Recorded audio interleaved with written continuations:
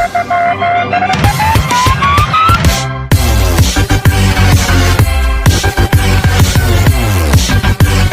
friends, welcome back to my channel. Those who are new, welcome to my channel. Hi friends, we have all. In today's class, let us see local government. The concept of government in our India is very old. Many ancient kingdoms of India gave importance to the growth of local self-government. The local self-government provide a link between the government and the masses.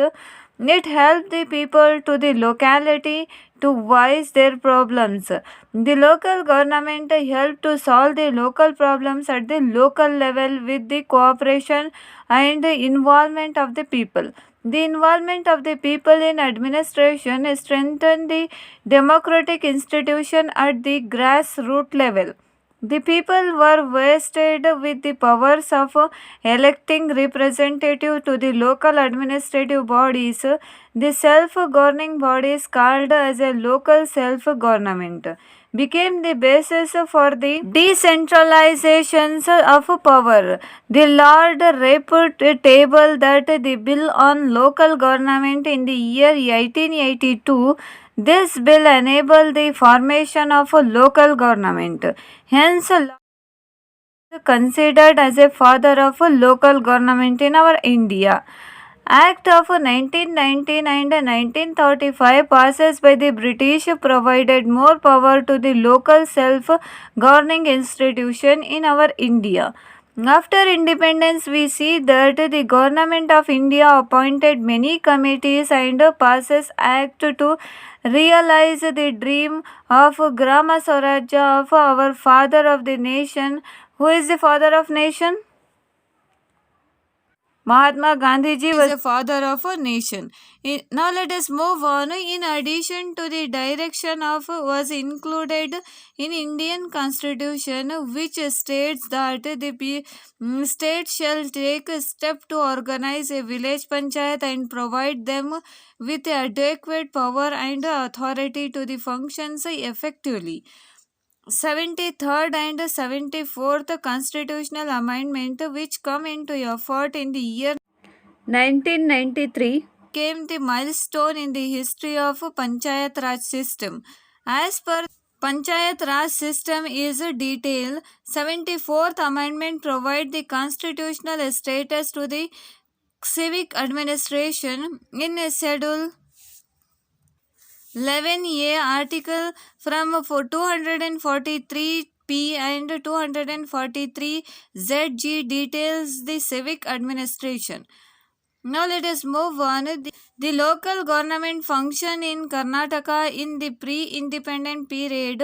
In the post-independent period, many committees were appointed by our state government to establish and strengthen the local bodies in our state.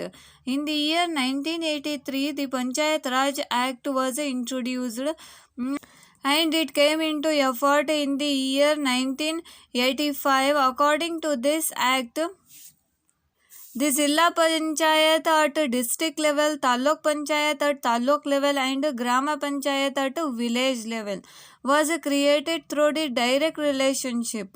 The Karnataka Panchayat Raj Act was formed as per the 73rd Amendment to the Indian Constitution in the year 1993.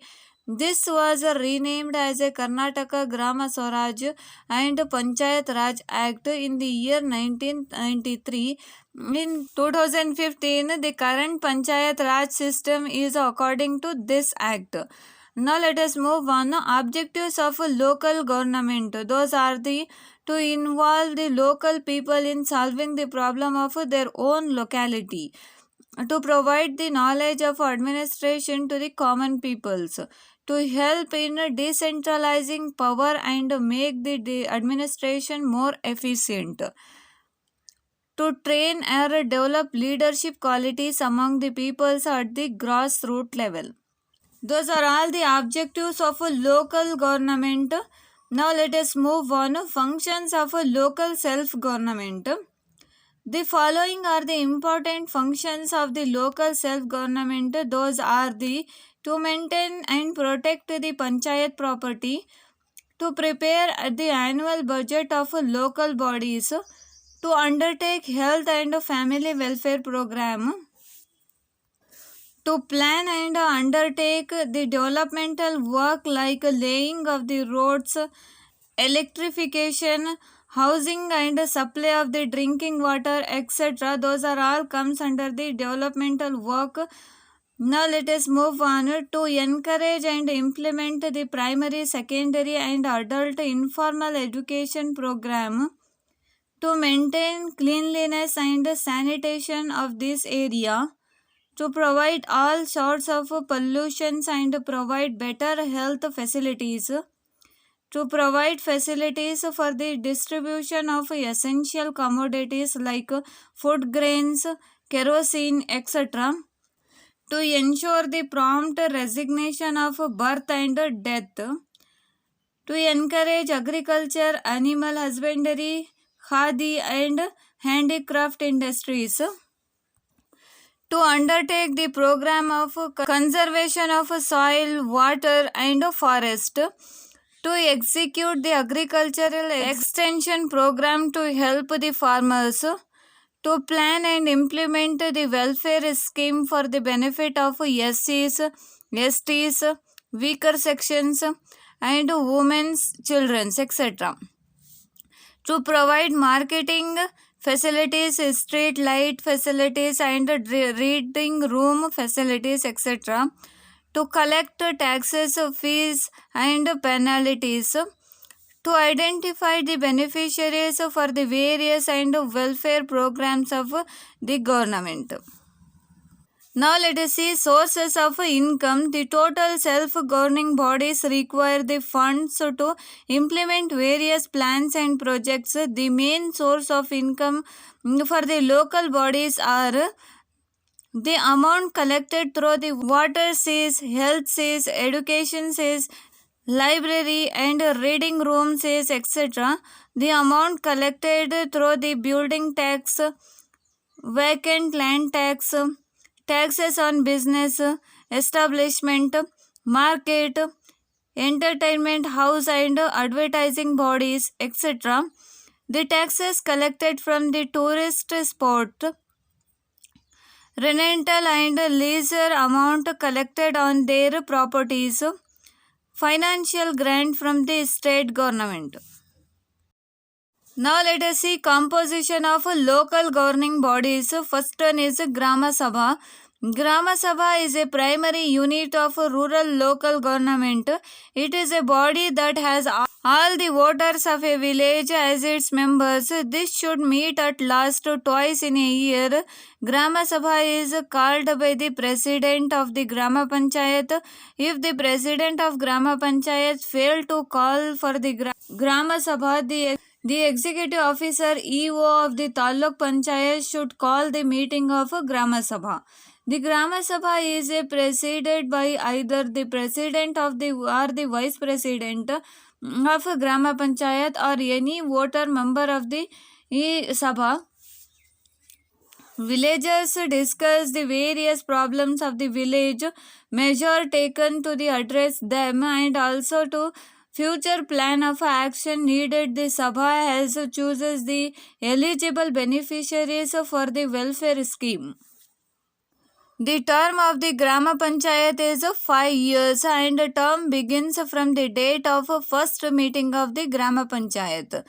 Now let us see Grama Panchayat. Our second local body is Grama Panchayat. Grama Panchayat are formed on the basis of population village of the group of villages with a population between 5,000 to 7,000 from a Grama Panchayat region of Uttara Kannada, Dakshina Kannada and Malnad region from the Grama Panchayat only with the population of 2,000 members are there in Grama Panchayat. They are elected by the adult peoples or adult population of the Panchayat area. Non-representative of 400 voters is elected. The reservation is provided in scheduled caste, scheduled tribes, backward classes and women's, etc. As per the second amendment of Panchayat Raj Act of 2000, a panchayat members must have a toilet in his house. If he does not have, he must build one within 1 year of getting elected. The Grama Panchayat meeting must be held at least once in 2 months. Minimum 1/3 of the members of a panchayat must be presented to take decisions. All the members of a Grama Panchayat together elected president and vice president for its term of 30 months. The president presides over the meeting of a Grama Panchayat, and in his absence, the vice president manages the deliberation and reservation policies is applicable to the post of president and vice president. A standing committee are formed for the efficient administration of a Grama Panchayat, and Panchayat Development Officer or PDO is executive head of the Grama Panchayat. This is the first part of this lesson. Next part will be coming soon. Thank you for watching this.